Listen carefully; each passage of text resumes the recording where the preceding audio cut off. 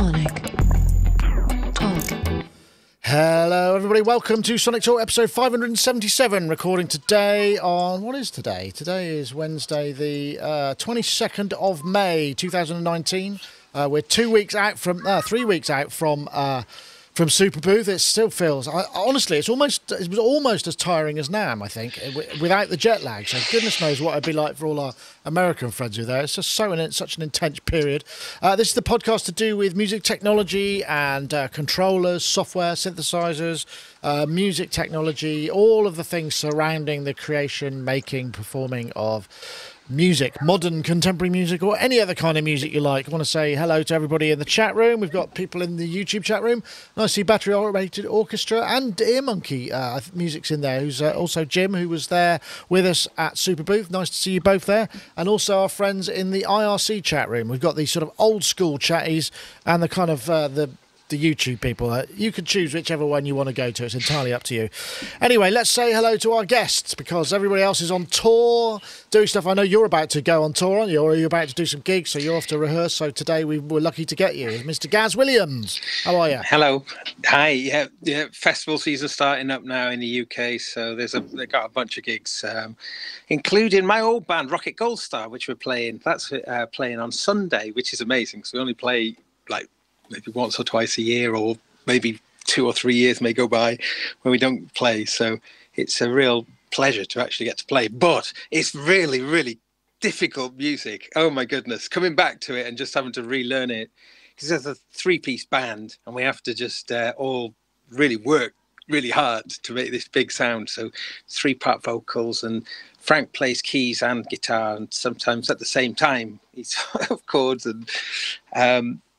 And we were always of this idea of a rock band being like, I guess, like Rush or something like that, which was trying to make the whole thing. And, backing tracks would be an anathema to that whole approach. It's all, the band is always about multitasking. It's crazy.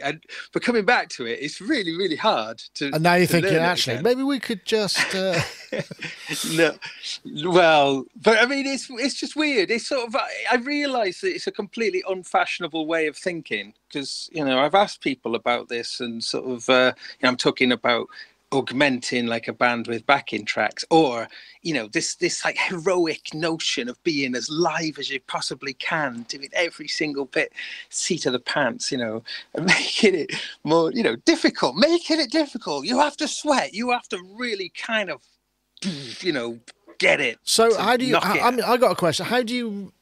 Where do you document, or is that just from your recordings, or you just kind of all get together and have a collective memory of how it used to go and then learn from that? How do you relearn it? I've actually made a big Cubase project and put all the songs in. I've been trying to sort of play along with them again, but they just chop and change like nobody's business, the songs, and then it's the trying to remember how to sing it. Because the singing is the hardest bit to get right, because you really need to be so focused to get a nice tone. Well, I'm not a great singer. I've never been a great singer, but I've had to really, really work hard at that part of it. But usually that's the bit that gets the least sort of rehearsal in a way. You go over all the parts and leave the vocal. That's always the hardest bit. And then when I listen back to it's easier when you know what you're doing with musically, isn't it? And if you haven't played for a while, then you're going to be it is like there is this thing, if you're playing and singing at the same time, there's this bit where the playing has to be so second nature. It just is. You just do it. It just is. You don't think about what you're doing. You just do it. You are that part. The part, and it's all as one. And that's the way to really to do it for real, But if you're having to think, what's next? What do I do? Just that sort of those decisions, they really interfere with that sort of belief. Okay, here's a question for you: Are you dropping any of the more difficult to play songs? Just saying, actually, let's do the slow one instead. I don't know. We haven't actually decided yet what the set's going to be, so we got 3 days to get it together, and 3 days rehearsal and then a festival. So it's going to be a bit of a kind of just we're gonna have to just go full on for it. Right, but it's a cool. lot of work. It's a lot of work. It is a lot. It is a lot of work. But there is a thing about it as well. It's that for me, I've always been like an artist, that musician, and that's my main thing. It always has been. Even I've done lots of production and stuff. This kind of artist in me has always been my main driving thing, and it's a really weird motivation, because it is really motivated for the art, because this would never be successful music. It's way too strange, so it's never gonna kind of get popular. So why do I put all of this into it? It's a sort of art. It's art, though. Honestly, one day people will realize, jeepers, they were one of the best bands of all time. And I tell you, we are. And I believe. Well, that's one way. You sure there's not a little bit of ego in there as well, perhaps? You got to have a bit of that, but I don't know. It's more of a. But I mean that with a small e, because I mean we all we all do. I mean, we're doing this. This is about. There's about a certain amount of ego in this. There's a certain amount of ego in whatever I do online, because you get feedback from it, and it feeds. It's affirmation, isn't it, to a degree? I get really done in about it though, because ego can be such an unpleasant quality, but sort of belief, just or an unwavering belief in what you do. And I'm like just really passionate about stuff. And when cool things are happening, I'm really dead excited to talk about it. But I'd hate that to be, sort of being egotistical. It's just I can't really contain my excitement. So, so like, for instance, like take Rocket Goldstar. When we've played a great gig, we only ever play great gigs, if I'm honest, because we don't play very often, and the gigs are really good. But I don't know when that crosses into something like ego. I don't know. I don't really know. Do you know what I mean? Yeah, it's an interesting thing. I mean, because, like I say, anybody in any creative industry or it's a lot of it's about that, but not projection of, it's feeding of, which is kind of a different thing, I think. I think everybody needs to feed their ego to a degree. Otherwise, you have no self-confidence. And you have to have some self-confidence. Well, you don't have to, but I mean, if you want self-confidence, it helps you. You sort of need to be able to feed it to a degree. Because I mean, why do any of us who want to perform in front of people want to do it? I mean, why? What is the point? What is the point of it? What affirmation? Affirmation. It all comes from parental ignorance. It all comes from parents, I reckon. And whether or not, and it may not be something. It's maybe something really subconscious that you have no idea about. That you might have been into something that your folks weren't that interested in, or they were, but you didn't get enough back, or whatever. I mean, without getting too deep about it, I think that that's where it comes down to, or sisters or brothers, or people that are close to us who have perhaps not been interested when we were kids. But I think that's maybe a different podcast. But it is. I think it's good though. It's a fascinating subject.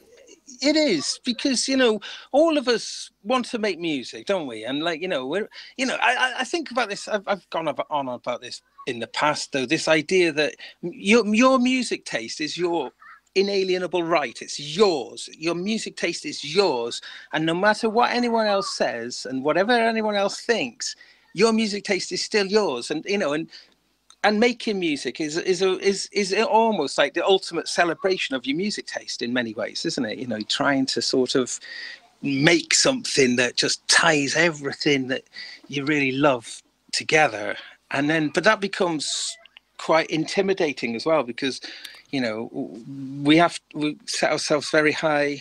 It's really, I think it's really interesting. I think it drives a lot of people, because by the same token, if you have kids, and we've all, those of us who have or have been around kids, you want to tell them they're great all the time, and sometimes they're not. Sometimes that song they sang was rubbish, or the picture that they drew was really bad. But if you tell them, what happens if you tell them they're great all the time? Then will they ever try very hard, because they're not trying to seek any kind of, what does that do? Would that damage their potential for creativity, because they think they're great when they're not? You've seen it we see it all the time on talent shows. People come on and they have no idea that they're not absolutely terrible, and then they are humiliated because they've got no sense of self. Well, and we know this story with my terrible Yeah, we know that. I wish I could remember. I should have a table with where I could say that was from episode so. That's a great story. yeah. We'll dig it up. That was Seb, Ant and Seb. Really quickly, Ant and Seb on the X Factor auditions, one of the most famous, abysmal auditions, and I'm completely responsible for making a production where we fixed his voice up to make him sound much better than he was. It's that recording that got him onto the show, blah de blah. When I saw it happen, I was like, oh my goodness, oh my goodness. Anyway, hey, I have talked about that before, but all you need to do is type in Ant and Seb into YouTube. Exactly. Oh my God. Or indeed. Well, the other thing that's quite interesting, I mean, we could broaden this out a bit, because we had the Eurovision Song Contest, didn't we, at the weekend, which is massive. I mean, if you follow us on Twitter, every year, most years anyway, I sit down, have a bit of a drink, type things I shouldn't do into my Twitter stream and criticise or critique the acts on each one, and it's just a tradition. You may or may not like it. It's fine. It's tradition. But this time they've changed it all around a bit. So there were various people. And I found out that Great Britain get in every year because they put more towards the TV budget, or they've reached a threshold, so they don't have to qualify. So that's why we never really seem to have anything any good, or it doesn't seem to really kind of tick the box. And interesting. Whatever you think about Eurovision, it's a bit of fun, and I think there is. What's started to happen now is the music. I'm digressing a bit, but we haven't got anything to talk about, so we may as well carry on. We have. This is the good stuff. Okay, so the thing about it is the what's happening now is bands or people are taking hits that have already been in Europe, had a certain amount of success, and entering them, so that the public vote will always be massive because it's a familiar song. And that's a bit unfair because you don't always get the cheese. I think personally, Norway or Australia should have won this time because they were complete. It should be a novelty record, It shouldn't be a great pop record. It should almost be a novelty record, and that's the fun of it. But it wasn't. But in the middle of all that, Madonna performed. I don't know if you saw that. Madonna performed. No, it was apparently rumoured that she got £1 million or $1 million to do it. She was on, and Madonna, Madonna has made some fantastic records. She's toured, but she's never been a particularly strong singer. And so she put on this sort of huge thing, and there was something wrong. I mean, either her monitoring was off, which I suspect would happen, because she was so pitchy. And then that was the first half of the song where she was singing Like a Prayer, because it was 30 years since Like a Prayer, so she did that. Hey, and she did it while she did it while walking down some stairs, because I remember she had a problem with some stairs. That's amazing. She's bringing it back. All these generations of people who've only ever heard auto-tune. I think it's amazing that she's done that. Oh, hail Madonna! Brilliant. Yeah, but she was making it real. But the downside was it wasn't so hot. And it sounded to me, right. And then when they flipped into the next, the tune that she was there to promote, which is her new stuff, which she's teamed up with a new producer, I forget his name, but it was sort of like a kind of reggae sort of vibe, very auto-tune. But the thing was, the monitoring was off on the first bit, so she was pitchy, and the auto-tune was really hard on her voice, so it was kind of going, it wasn't actually nailing the note. It was, oh dear! And I think I suspect because the guy was fine and his monitoring was fine, so I think what happened was she'd maybe her ego, taking it back to our original subject, had got the better of her, and she pissed somebody off real bad who was in her tech team, because there's no way to a live 200 million people audience that you would let that kind of thing happen. It would be impossible to happen. Ouch. So I think I think that was a parting gift from one of her techs. That's my theory. Blimey. Yeah. But you didn't see it, so you'll have to take my word for it.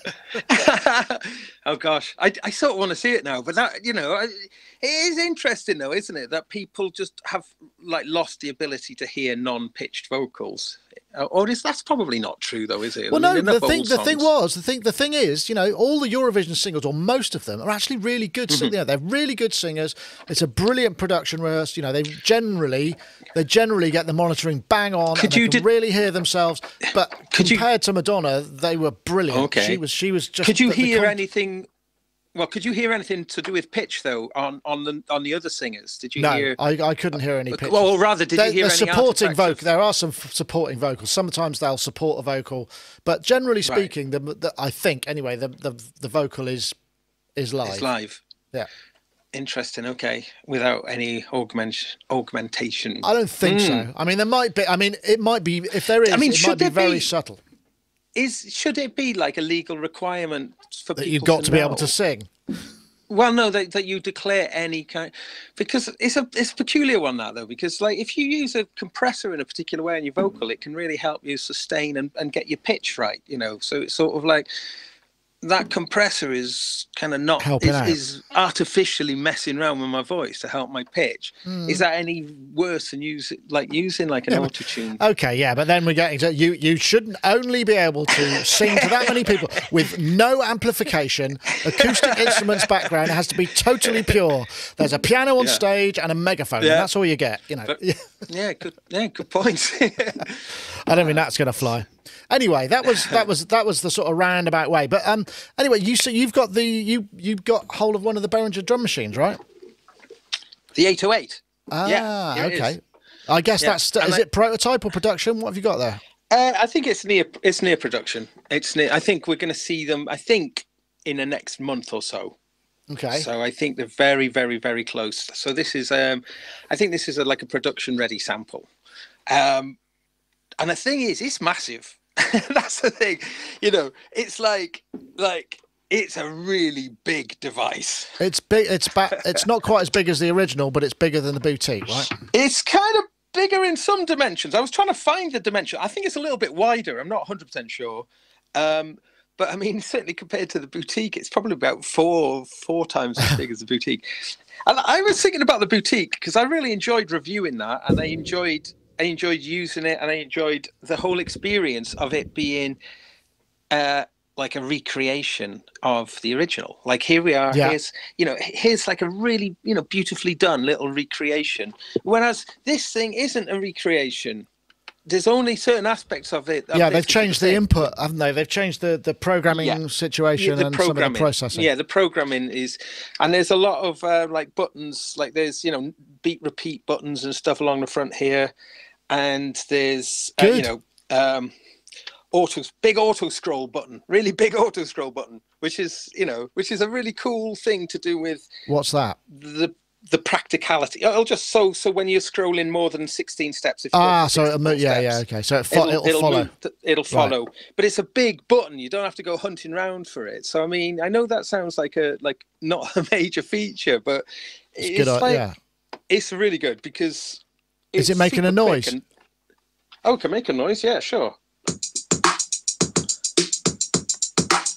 Can you hear that? Has that got the? It sounds quite tight. It's hard to get the bass down the mic, obviously, but it is. They've done a few things on the voicing. So, like on the bass drum, for instance, there is a tuning knob that wasn't on the original, so you can. But helpfully, there is these little orange dots which show the default positions. Oh, I don't know if I can see. Oh that. I see. Yeah, I got it. Yeah, you can see little orange dots. So, for instance, on the tuning, you get the tuning on the kick, and. Can you hear that okay? Do you need me to turn it up? Well, it sounds like I can hear it, but it's just thwack. There's no doom. Thwack. Yeah. Well, you've got quite a longish decay. Hang on, if I put this around. You pointing your mic at this? Yeah. Okay. I like a tone control, which takes kind of the tack. And then the tuning.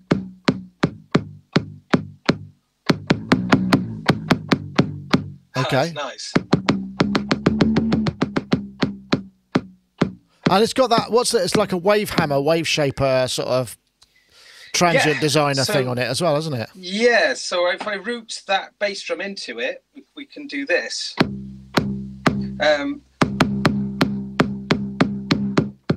That's without it. That's with it. Okay, that's quite extreme, isn't it? Extreme, cranked up, yeah. But then routed that through to the filter then, and you've got a high pass or a low pass. Okay, interesting. But it's like a bus though, it's basically things either go to it or don't go to it. You just choose what you want to go to it. So, not mega flexible, but I mean, the thing, you got to give it to them. Look at that on the back. Look at all of those. Multiple quarter-inch jack outs. Yeah, that's pretty. Yeah, look at that. Look at that. I mean, they're kind of giving what a lot of people want, which is the simplicity and lovely purity of the 808 sound, but with the kind of connectivity, it's got USB MIDI on it as well as, and we got 3 DIN plugs on there, they've done it, they're not skimped on the good stuff, Yeah, I suppose so. But it's big. I mean, it is a big thing. It takes up a lot. What's it going to be at? 300 quid or something, is it? Do you know how much it is? Yeah, I think so, yeah. Right. So okay. It's like, whoa. But, I think for some people, though, the little TR08 is probably more what they might be looking for, which is like if they want a historic kind of drum machine, then I think it's nice how they can both coexist. This isn't necessarily coming out and being the most definitive 808 historically. It's kind of, in a way, I think it's like the 808 too. It's it's sort of. I know it's, but then it comes. So Synth Anatomy says in the chat room, hi Tom, $299 US. So yeah, it's going to be around about $290, something like that. Oh, interesting. Crazy. Yeah, crazy. I suppose the thing is that this was interesting because I did an interview with Dave Rossum.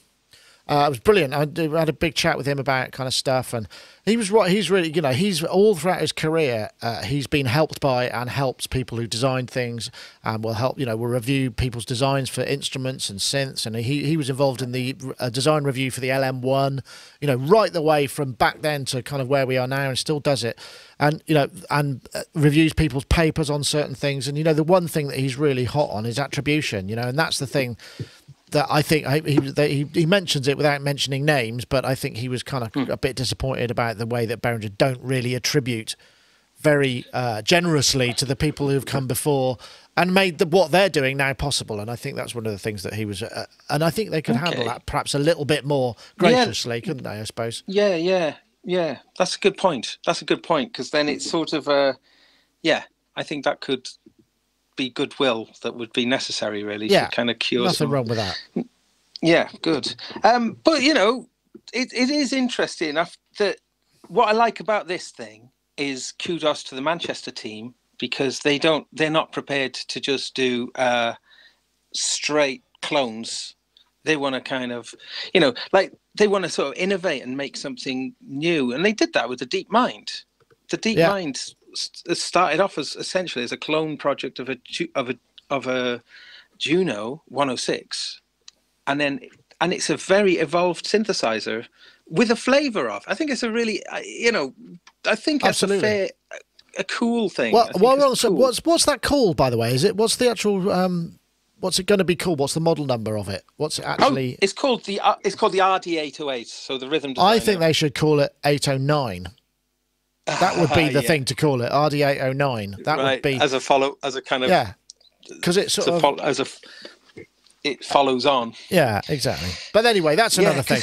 But while we're on the subject, I mean, I wasn't going to do this, but there's been talk of these designs for the DS880, which is this is the third one, isn't it? This is because the first iteration had all the kind of the memories in that left-hand panel, which seemed a bit stupid, really. But this looks a bit more like it. So this again is just a design. It's a design study. Is that what they call it? Yeah. It's an interesting process, isn't it? Making it so public. This design and they're looking process. like.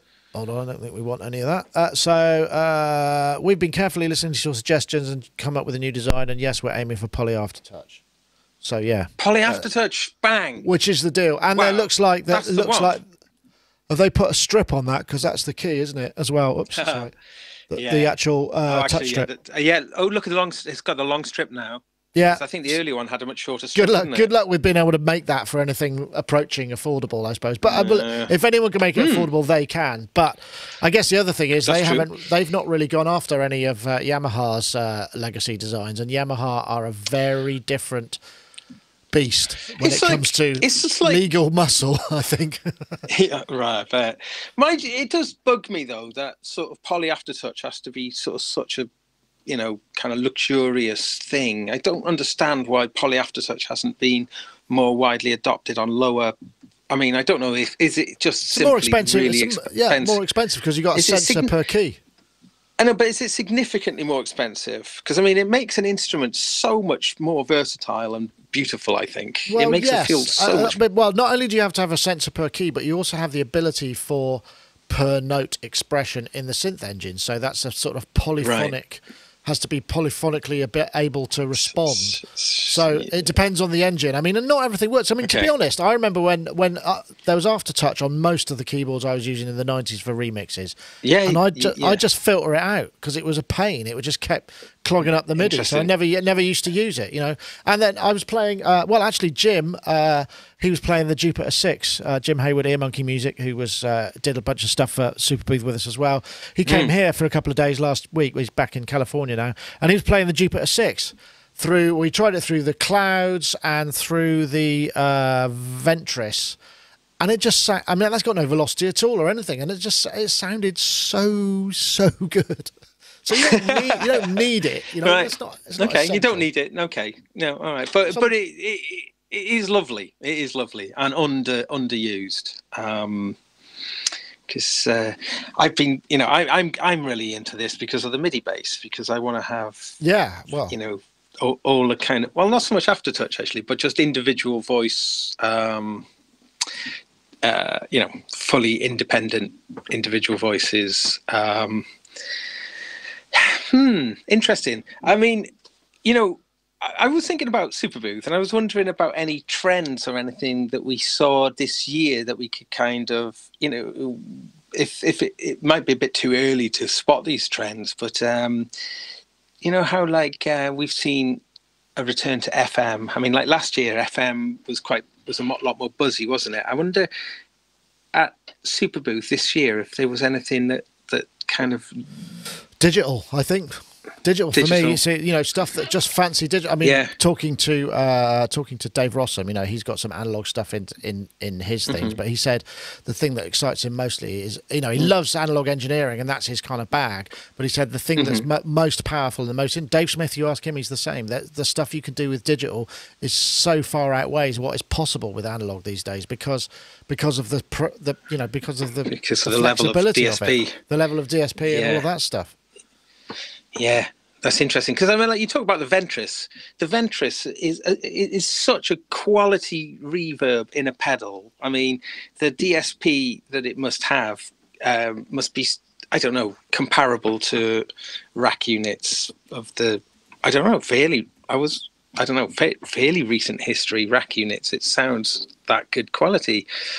So it is interesting. Put up a picture of it. That's that thing that I often use in the Friday Fun thing, and it's got the two independent reverbs in that as well. But it's almost a bit too rich. It's amazing, isn't it? But the point I'm saying though is that the DSP advances at certain rates. I think that seeing that level of DSP in stomp boxes. You know, because I reckon that the Empress Zoya, that's going to have a fair bit of hoof behind it, isn't it?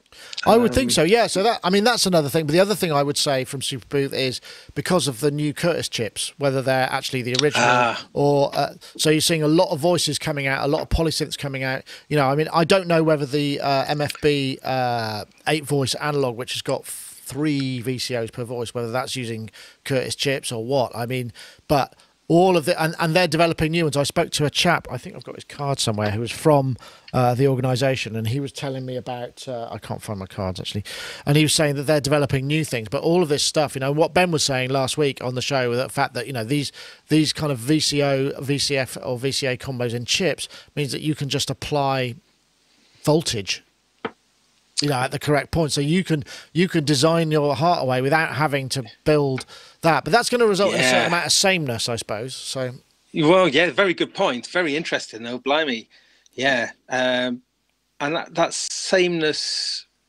I wonder. Yeah. So I mean, when you do get familiar with a particular filter, like the MS-20 filter has had, like Korg have been sort of using it quite a lot in recent years, haven't they? Sort of in things like the monotrons and And I mean, that's a lovely filter to pick, but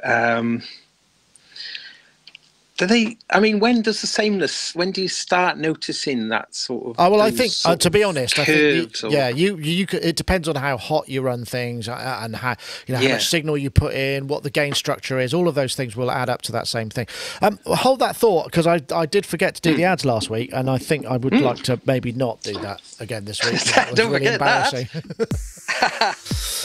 Yes, of course, Softube. You may have seen them. They were very kindly sponsoring our Superbooth coverage, and this is an ad for the Parallels, which is it's actually their first virtual instrument that's not modular based. So this is kind of a first for them. And we heard it at Superbooth, and it sounded really nice. 2 parallel source sections with wave-shaped, pre-recorded multi-waveforms, so you could scan through some quite drastic changes per wave. 100 of them taken from all sorts of rare and, in some cases, unreleased things. It sounded lovely, actually. They've got 14 voices, so 7 per side. You've got 5 sophisticated types of modulation: LFO, random, Euclidean sequencer, step sequencer, envelope. Also, you've got modelled filters, analog to filter type, state variable, which it seems you've got to have that these days. Vactrol, LPG, and resonant peaks. And this is stuff that they've got the chops from their modular stuff, which, as we know, is also pretty hot. But if you want to check it out, do go to softube.com. It's no longer on offer, but I think it's $149.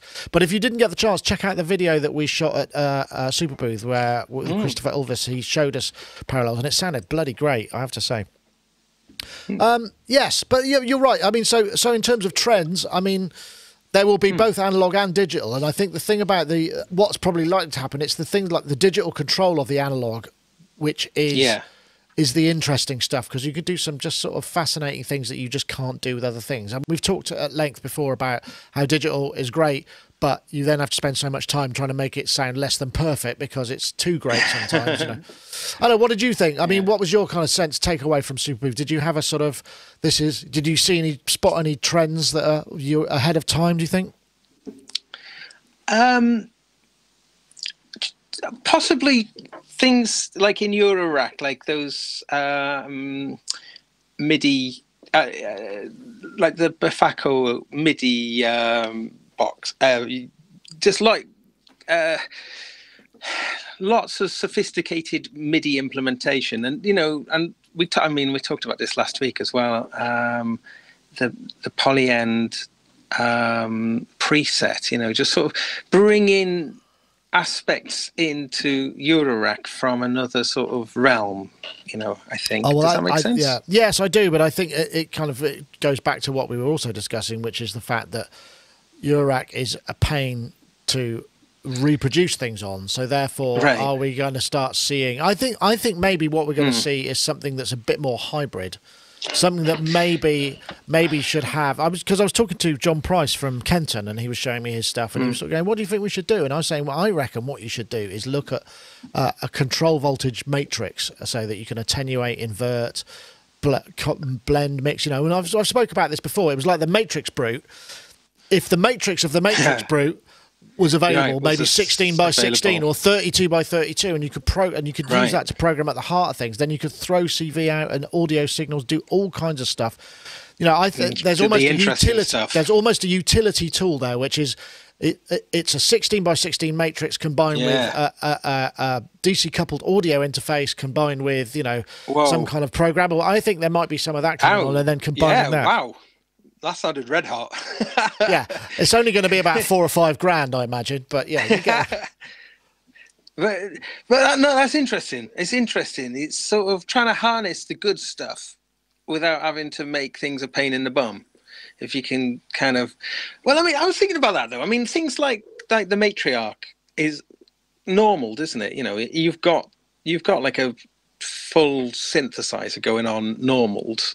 Yeah. Then like the grandmother as well, and you can break that apart with patching it, and that's kind of an interesting. Is there I'm just trying to think what. Actually, analog 4 electron work quite well in that way now. You can have CV signals on the inputs now on the analog 4 on the Mark II.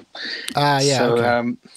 that's got a very so I guess there's a hybrid world of that, isn't there? So that's where we're going. Yeah. So I mean, you can have CV inputs to the Minilog XD as well. That's got a pair of CV inputs. Oh right. So you can and I checked it out and I follow.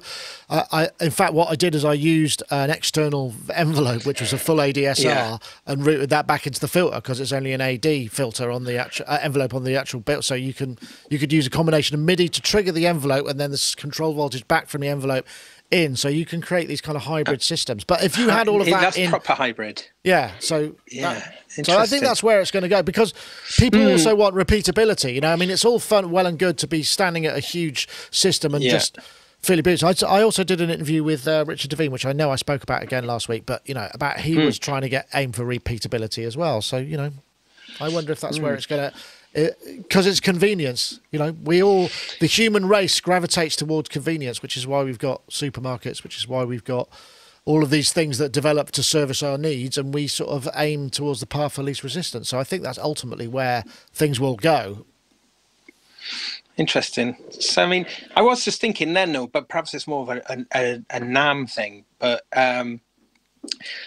those oscillators, digital oscillators that are kind of highly configurable and so the audio, the Micro Freak and the Minilog XD and obviously the Pro Log as well, that kind of idea, and then having that inside of perhaps a more traditional analog synth, but having that really interesting expansion of the oscillator, that could be a kind of current trend, couldn't it? Maybe.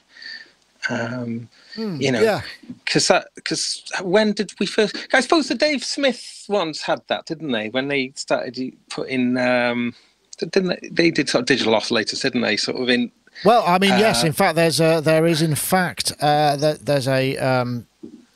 story, isn't there? Pro 2 has just been discontinued. Oh yes, yes, and that was story. I think that was one of the first DCO or one of his first DCO synths, but it was also one of the first sort of uber polysynths of the new era. I mean, it was kind of ridiculous, wasn't it? What it had, I think, because I did actually have a thing. What was it? Was it Doty? Yeah, because there's this, which is Doty going on. Doty's 8 or 9 part review of the of the Pro 2, which is more like a kind of manual in many ways. Have I got audio here? I don't know. There doesn't seem to be any audio. I wonder what's happened to that then. That's annoying. Gone away. I mean, I wonder what do you think? Do you think there's going to be a Pro 3 or something, or do you think that it's kind of its place has become a little bit more confused with the later synths? You know, it's an interesting question because, you know, manageable polysynths that are a bit like the XD and the Minilog and 4-voice sort of stuff, you know, the UDO, you know, are all seem to be what people can handle. But you've got the Moog 1, which is incredibly expensive, obviously 16 voice, and the difficulty with having to manage that much analog asset inside a thing. I mean, I saw a picture the other day of somebody, and it's like 4 boards stacked up inside. I mean, it's absolutely rammed full of things, and just the complexity of managing and getting a project like that to work properly as you release it, which I'm not sure they've quite got by the sound of things. You know, there's still firmware updates. There are people saying, "Oh, can it do this?" That I've had a problem with this, that, or the other. I'm not saying it's broken, but I'm just saying it's not out of the gate 100% as good as it can be. You know, and so somebody taking on a project like that as a manufacturer is kind of almost like, well, why would you do that? You want to make something that you can actually finish, sell, send off, not then spend the next 3 years having to do firmware updates to kind of make sure it reaches the potential that you'd hope, because it's more difficult and more complicated than you thought it was going to be. So I wonder whether we're going to see, again, you know, not so much the largesse of something like that. I mean, that's like a flagship project. I suppose, you know, the Behringer DS80, if that comes along, that's going to be something but that's going to be a few years away. So I think there's still some difficulty in being able to manage that much analog stuff. You know, it's very difficult. That's why when you turn a synth on that's got a lot of voices, analog voices, it takes ages before you can make a sound, because it's got all its tune-up routines. Because, I mean, it's got to, otherwise it would be out of tune. So, you know, and that's not what necessarily people want. You know, say you were doing a live set with a Moog 1, you're probably, you know, and the power went down or something, you know. I mean, yeah, you might have UPS if you're operating at that level, but if you haven't, it's a minute probably before you can make any noise with it. Right.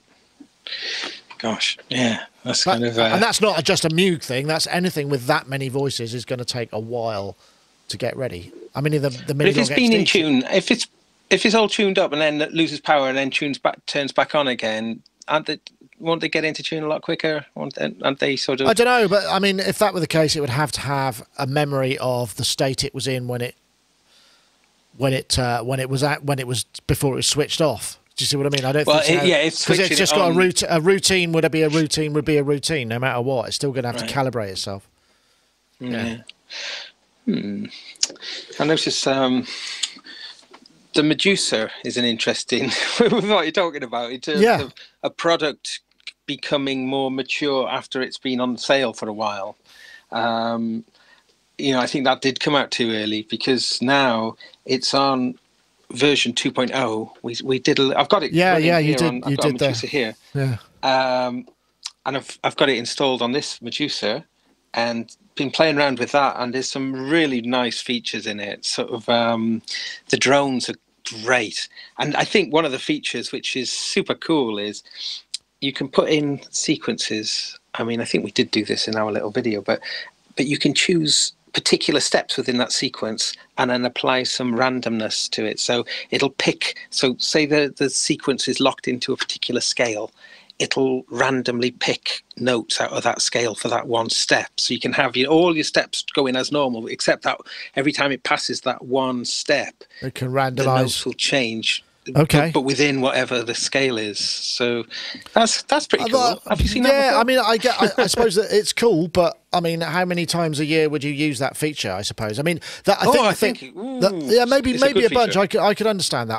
I think the thing is with something like a Medusa or anything that has an unfamiliar interface is it's going to take a little while for things to come to fruition, because it's going to take a while for the designers and the users to kind of go, oh, this would be a really good way to use these things, and you know.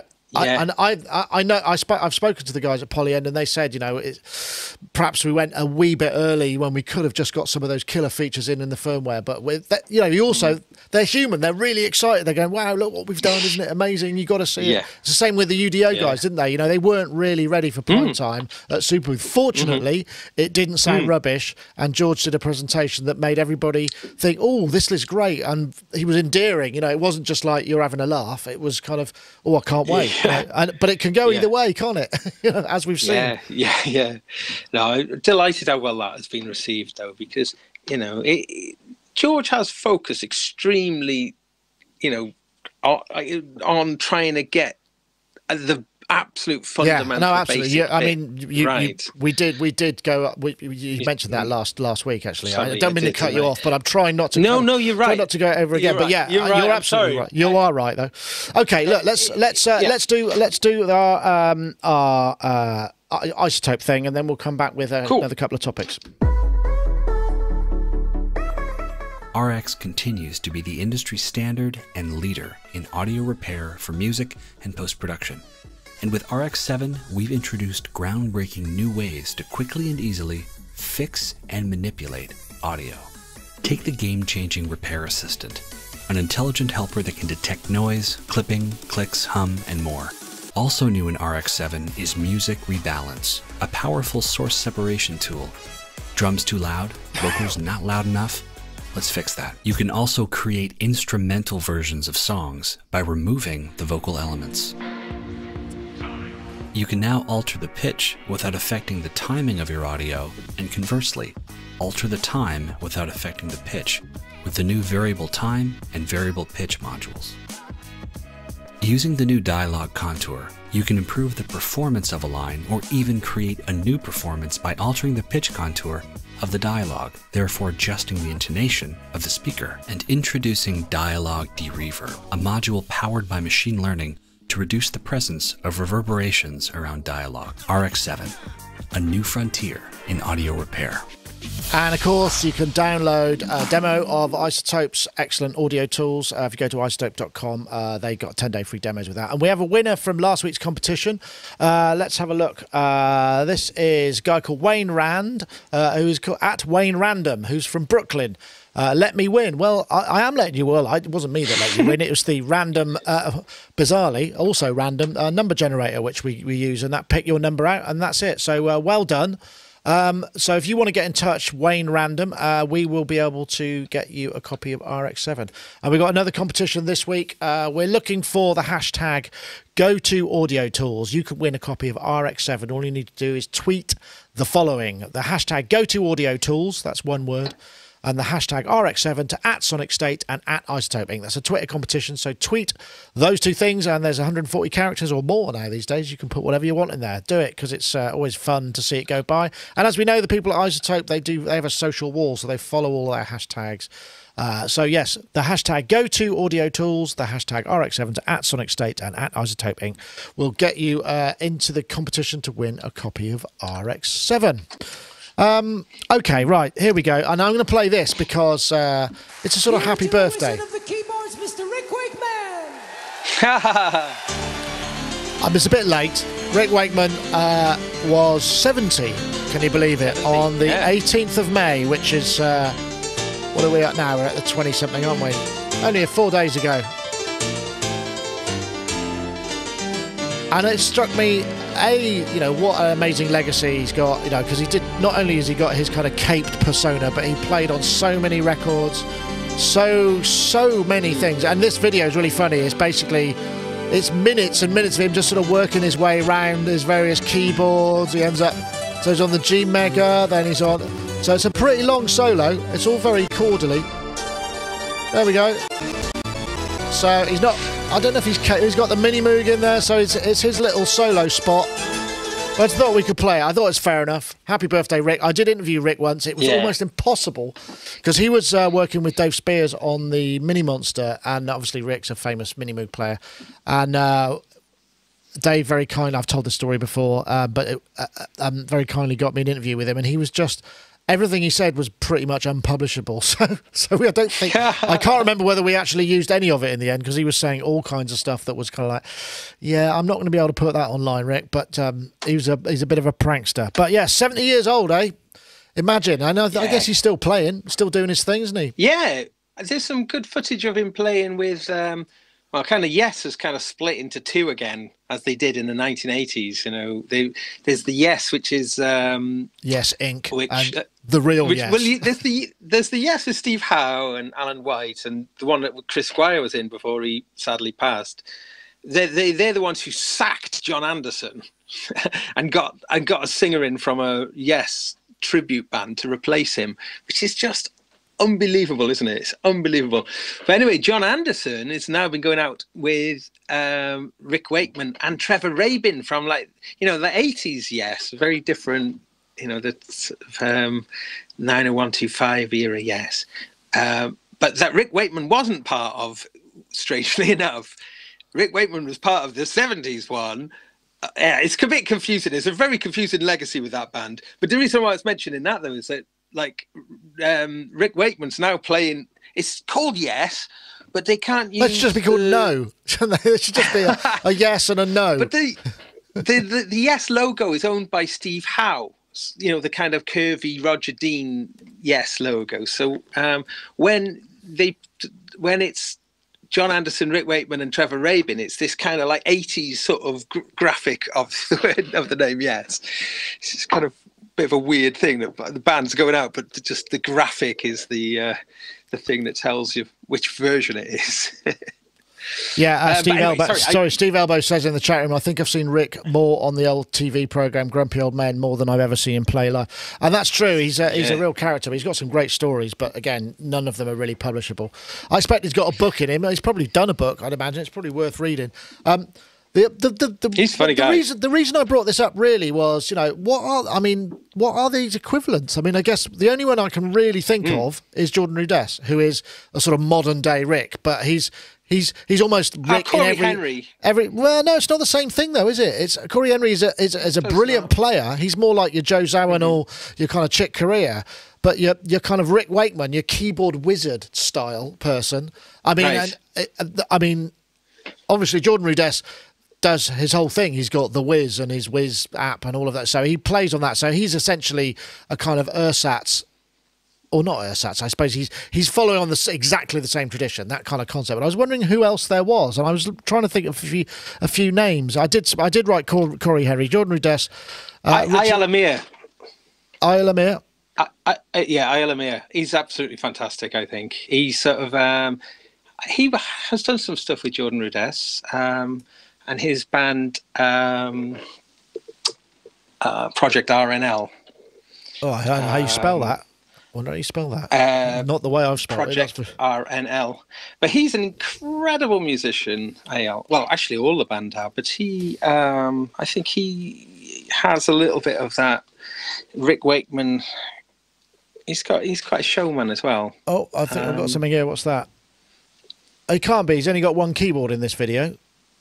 That's not what I'm talking. That's not what. Yeah, but Okay. you see, you're misunderstanding. Okay. I don't seem to be able to get any. I'm sorry. You're misunderstanding my notion, the concept, Right. which is it's almost the prog thing. It's the showman keyboard. I was wondering about whether or not it's Brett Domino. You know, is a Right, because he's okay. a theatrical. Do you know what I mean? Sorry, I get what There's you're this saying now. theatrical thing rather than because there are some brilliant keyboard players, no doubt about it. And Corey Henry is superbly technical, but also very vibey. You know, I would say who's the guy from Noah, the keyboard player? Oh, Lewis Cole. Lewis Cole, brilliant, but not. I wouldn't say a kind of Rick style. Gotcha. Okay. Style thing. So who is there apart from Jordan? Do you think he's the only one? There's Jeff Derek Downs, but they're the same thing. Jeff Downs. Derek Sheridan. I don't know how to say his name. Shernian. Sorry, I'm saying his name wrong. But who's he play with? Did he not play with Dream Theater before Jordan? Possibly. Oh, I don't know. I can't. I'm looking for searches, but for some reason my browser's not. It's a scene. I don't know it very well. That scene. So I suppose that's the thing. There aren't. I mean, you know, no. I think your point, and that's a good thing, isn't it? That means that there is someone who is just so unique and so only of their kind. You know, and that's Rick Wakeman. I'm trying to think. Jeff Downs is coming. Oh gosh, there's no one really. Derek Sheridan. Okay, Synth Anatomy. Okay. I've got a secret. I think Synth Anatomy is a secret progger, and he doesn't mention it. He was very quick off the mark there. Derek Sheridan, yes, okay. Wikipedia. Derek Signal Chain interview with Derek getting fired from Dream Theater. Oh, that's not an interview we're probably going to watch. And anyway, there's no point because for some reason there's no sound in my browser. But yeah, so good for Rick, I would say. No, but you're right though. I mean, you know, and also having the kind of crazy ambition to do, you know, the sort of, you know, King Arthur on Ice and these, you know, which seem like laughable now, don't they? But really, that is kind of indicative of some crazy belief. Coming back to that early conversation we were having, you know, the King Arthur on Ice is sort of, you know, it was so much easier. Led to punk, didn't it? Really? No. No, you can't do that. Yeah. Right. Well, I suppose. So, really. I mean, him. I wonder how much rival there was between him and Keith Emerson because they were very much. You know, the big three: Keith Emerson, maybe Patrick Moraz, and oh gosh, who's the other guy? Tony Banks, Jeff Downs, Tony Banks. You know, there's this sort of there's a an age of keyboard players who greatest though, and who would play the multi keyboard. The greatest one though. Even better than Rick, dare I say, is Kerry Mania from Gentle Giant. He's the best. He's the best. He's the best. And you see footage of him playing, and like say, you know, you'll see him go between all the different keyboards. What did he have? He had about 8 in the stack. Did he? He had Minimoog, Wurlitzer, clavinet. His clavinet playing is amazing. Gosh, what else did he have? He had a lot. Maybe he had 2 Whirlies, possibly, or it was a Rhodes and a Whirly. It's the equivalent of 2 bass drums and a gong, isn't it? It's like. But Rich Hilton. Sorry, Rich Hilton will concur though. I think that Kerry. I mean, okay, no, he's very different from Rick. It's not really fair to compare them, but he's just the most remarkable keyboard player. I've known various keyboard players, professional keyboard players, who, when I ask them, Kerry Monier is their choice. He's like the greatest of them all, and I think he is as well. Okay, well that's fair enough. But yeah, it's an interesting. There's not so many of those guys, because no. I'm sure that Mike Linder. We're getting some names in now, but you see, they're technical. They're not. Yeah. Anyway, no, there's Wally, an interesting one. Jim Gilmore from Saga, the Canadian band. I mean, right, he was incredibly. He was. This very, is all. very, I just don't. Wally Badarou, I could come up with maybe, but he's not really the same sort of thing. It's not this. Oh, William D. Drake's name has been mentioned. Okay. Phenomenal. Absolutely anyway, there's tons of it, isn't there? Okay, well, all right. Let's get on to something else. There's one other thing here, which see if I can find it. Where is it? That's not it. It's there. I had it somewhere. Oh yeah, here we go. This is the Rhythmic Robot, which is a kind of Chamberlin Rhythmate. Rhythmic Robot Audio have created a version of the Chamberlin is sort of a tape-based playback thing, which obviously spawned the God, come on, brain. The Mellotron. The Mellotron, yes, that's right. Thank you. And this was a similar sort of thing, and it did the same thing for drums. And I think, this isn't going to work. I don't know what's happened to my audio. It seems to have disappeared, which is a bit weird. Let me see if I can find out why that might be. Audio, sound flat. Yeah, it's not working. They've programmed in the Amen break. Into it. That's really weird. It's not working anyway. I can't play it. That's a bit annoying. I wonder if I can play a video, which is the original one. But it's $20 this thing, and it comes with I don't know how many. Yeah, it's cheap. It's reasonable, isn't it? I don't know why. Why that's not working. That's very curious. Hold on. I know why. I turned it off. Wow. Crikey, that's pretty exotic, wasn't it? I found it now. It's starting to work. But they also there's talk of this being the first drum machine. So I've got a video of that. Let me see what video it was. Was it this one? I think it was this. This is from P. Hicks. So this is actually the thing itself, the Chamberlin Rhythmate. And it's again, how amazing is that? It's the quality of those recordings. Yeah. And this is from P. Hicks, who's probably the world expert on this kind of stuff. Look at that, you move it through the tapes.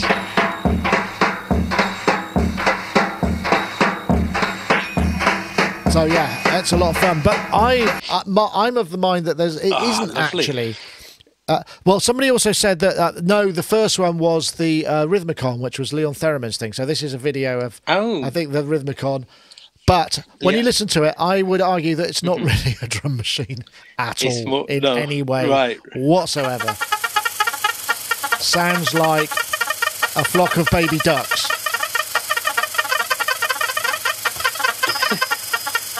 So, I don't know. I mean, it was 1930s. So whoever it was put in the comment, I'm not sure about that. Drum machine's got to be so good enough that you could actually use in place of a drummer, I guess. To some degree. Yeah. Okay. All right.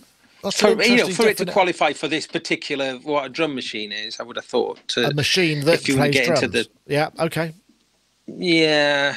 Yeah. John Van Eaton says the Sideman could be it. Was that a Fender? Was that? Wurlitzer Sideman. Wurlitzer Sideman. Okay, I'm going to look that up now. I think that could be, couldn't it? Because I mean, when did those rhythms start appearing on sort of home organs? Oh, that's very difficult. Wurlitzer Sideman. Oh, Wurlitzer Sideman is what I'm looking. Let's see if I can find a video. Wurlitzer Sideman. Here we go. It's a tube drum machine. Let's have a look at this one. Oh yeah. Is that actually playing? Oh man, that sounds nice. It does, doesn't it? Oh, look at that. Yeah, I think that could possibly be... Right. So each of those solder points is presumably a rhythm, right? Yeah. That bass drum sounds amazing. Yeah, okay. I don't know what date that was, but that's a good call, good shout. Now that is you could thing use of that beauty, isn't in it? place of a drummer, couldn't you? I would say so. Oh, look at that. And that's the gearing that slows down. Oh, wow. Oh, brilliant. So look. So you bring it in and it's super cool. Just really simple. Oh, that's awesome, isn't it? I'm so glad. Thanks, John Van Eaton, in the chat room. Yeah, good find. Oh, wow. He says, actually, yes, I've got one of those. It's like 1956 or 59. Yeah, I'd say that beats the Chamberlin. Chamberlin was 60-something, wasn't it? So, I think, was it? Yeah, like 60. Yeah. And the who was it who said that in the Sinister Goatfish says that old synth smell, and it would have smelt like a very old Valve radio. I don't know if you remember.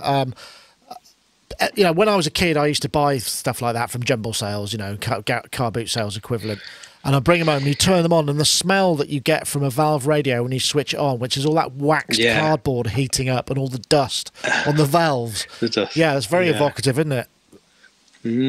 Lovely.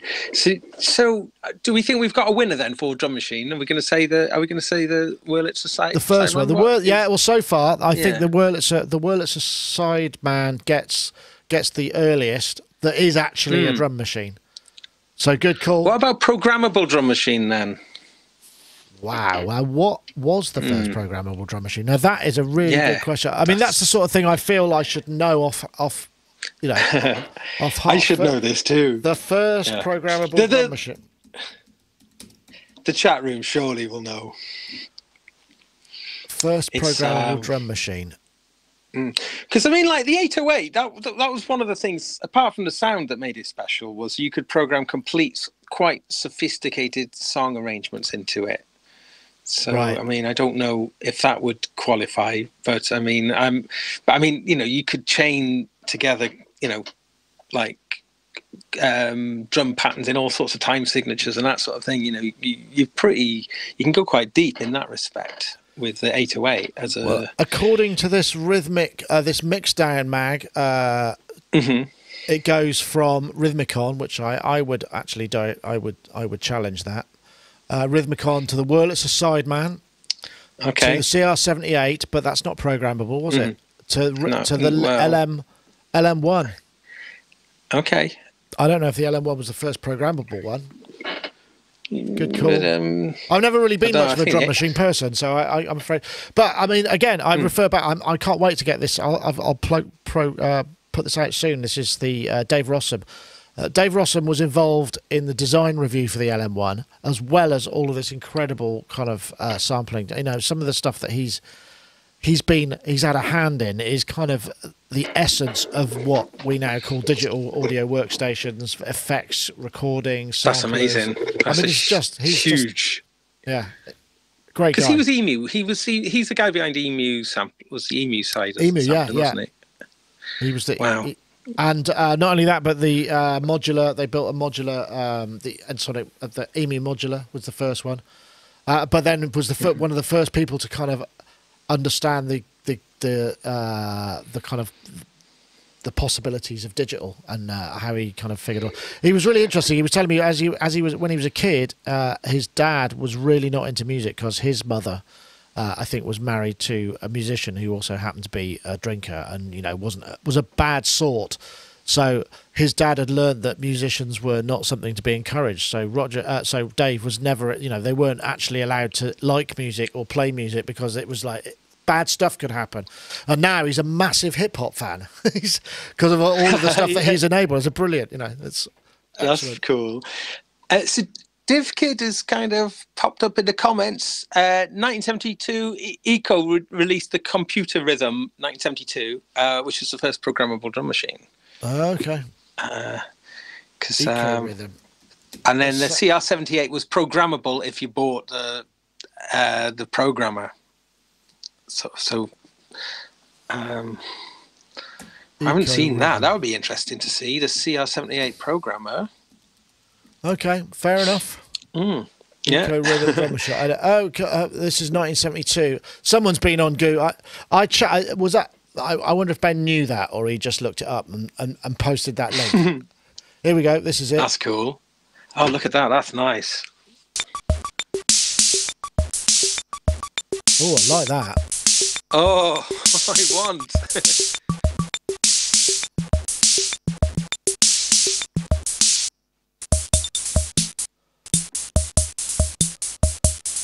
And that looks like 16 steps, doesn't it? But you were doing 12s there. There was definitely triplets going on. So, well, there you go. Lovely. Wow, that's an awesome thing. Wouldn't it be lovely to have one of those just about the place? Oh yeah! Wow. No, come on, Behringer. That's what we want. One of them. Yeah. Yes. That's cool. I was thinking when you're talking about EMU, I remember firing up an EMU 2, an emulator 2, big old grey thing, and putting the floppy disks into it, and just hearing this, that was an incredible sounding sampler. That was. I mean, I'm guessing 12-bit, or would it have been 8-bit? No, 12-bit probably. Yeah, wouldn't it? 8 or 12, I would think. But with analog filters, I would imagine. It sounded absolutely immense, and I'm fairly sure it still would sound immense. It's a long time since I've heard one, but I guess you could probably retrofit a kind of SD card into one now. Oh yeah, I'm sure that people do that. People do that, and then fit the entire library. It's like the history of sampling on one SD card. So a friend of mine's got like I can't remember. It's like one of the '90s rack EMU samplers, and it's got like next to no market value. But will that still have? That'll still have Dave Rossum's involvement in, will it? I imagine a lot of the tech, because he designed some of the chips that went in those instruments. You know, because so you know that's what he was also. They were building their own stuff. You know, so. I mean, that's the thing that in the interview I talked to him about it, and they had to invent their own kind of tools to make, because none of this stuff existed, or the only place you could buy it was from some really esoteric kind of test company. It would cost a fortune. Gosh, time has flown. We seem to have managed to fill all of that time with lots of words and whatnot without running short. Thank you, Gaz. Oh yeah, there we go. That sounds like your woofers are really woofing on that one. I'm going to play a bit more with this thing. I'm going to probably do a live stream on it, I think, at some point on my channel, just to sort of noodle on it. Not a review or anything, just literally a noodle. Yeah, how is it? Is it finished, or has it still got a bit of stuff to do? I think it is actually released firmware on here. So, you know, it's super close to them coming out. And I mean, it's going to be interesting to see how well they sell, because, you know, as great as it is massive. You know, I wonder. So, that's an interesting thing. I mean, I think there's a lot of, you know, because that video you did on the TR-09, that's the biggest video we got from Superbooth. And I mean, I'm surprised. I'm not surprised it's big, but I'm surprised it's the biggest, because it's not. I mean, it's a 909. I mean, I suppose the thing is, it's such an iconic thing. It's more, but I do think it's like kind of more than a 909, though. It's that thing of giving people what they want, the multiple outs, the big form factor. You know, it's sort of it is kind of. You think we're going to see a load of blokes of a certain age going out live playing 90s rave? At pubs with Behringer 909s. But I mean, I think I was alluded to this before. I mean, I wish I had the TR-08 here with me just to compare directly. But as much as I enjoyed playing around with that, this thing does feel like it's something else. You know, that it does feel. It has got a bit of that danger, a little bit of that extra something. It's, you know, I say danger. Do you know what I mean? It's got edge. It's just got an edge to it. Yeah, and when you do mess with that filter as well, and you kind of go, oh, okay, this thing. Well, I mean, I think the TR-8S had that as well. The TR-8S was a really big drum machine, and it's a really good drum machine. It's a fantastic drum machine. It's arguably the best drum machine that they've ever made, you know, the TR-8S. It's sort of, you know, in terms of its a shame combination it's a shame they don't just iterate. You know, why does it have to be an 8? They could be a 10. Maybe they should go in tandem with the release of iPhones. So that would have been a 9 really about then, wouldn't it? So it should have been a TR9. Yeah. Oh, no, I can't because then it's the TR09. Yeah. Maybe they've shot themselves in the foot. They have to wait until we reach double figures. But curious to see. I'm fairly sure this is going to be a massive hit for Behringer, this one and the 909. I think that they're not. So I think this is going to be available to buy in June or the end of June, maybe. 909 is going to be July, a bit later actually. on, isn't it? A bit later on. Probably. I think it's going to be more like autumn time. I think, or early autumn. But I think these 808s. I think if you were to put an order in now, would be a good idea because I reckon they're going to be. I reckon they're going to sort of be. They're going to sell. They're always the first run takes a little bit of time. All right. Well, I think we're gonna knock it on the head. We're going to say goodbye. I'm going to just quickly plug the iZotope thing again. If you want to enter the competition, we're looking for the hashtag #GoToAudioTools. That's one word. Well, it's actually 4 words joined together. But go to Audio Tools and the hashtag RX7 to @Sonicstate and @iZotope Inc. and that'll enter into the competition. And we thank also Softube for supporting the show. Gaz, yes, cool. Sorry. Can we get a plug-in for my Rocket Goldstar video? Oh, you know what? Anyone's seen it. I was going to play out with that. You were ahead of me, but thanks. yes. So this is I'm sorry. Gaz. Obviously, Rocket Goldstar. You did a video for this, which. Tell us a little bit about it before we play, and then we'll play out, and then it was just revisiting a kind of a recentish tune that was just sitting around doing nothing, and I just to help sort of promote the gigs. We're doing a couple of gigs just to help promote that. I thought it'd be fun to make a video, so I had an idea for this one, for this song, to just do lots of my head in lots of colourful kind of this quite in your face kind of way, but it's kind of I think it goes with the song quite well. But it was literally just to sort of promote this little bit of activity because what we're going to do is we're going to sort this out in the next few days. We're going to put a big back catalogue load of stuff up on Spotify. There's a whole mass of stuff that's never been available, and we're going to whack a load of it out over on all the regular kind of digital channels. So I suppose this video is going to be in part to promote that because like Rocket Goldstar, like late 90s, early 2000s, that's when we had our great time, but there was so little of it. It's been chronicled. It was before YouTube. It was before social media as we have now. So very little of it exists. It's almost as if we made it all up. Yeah, I know that feeling. Yeah. The further back we're going to do go. a massive. We're going to do a big release of a load of the old stuff. So that video, that's what this video is. All right, well, we'll play it out. Thank you very much, everybody, for watching. That was Sonic Talk, episode 577, in fact. Thanks very much for watching. We'll see you all next time. Take care, everybody. Bye-bye now. Bye. Who talked about TFLA? Teachers, fabulous logic. Who thought about TFLA? Teachers, fabulous logic. Who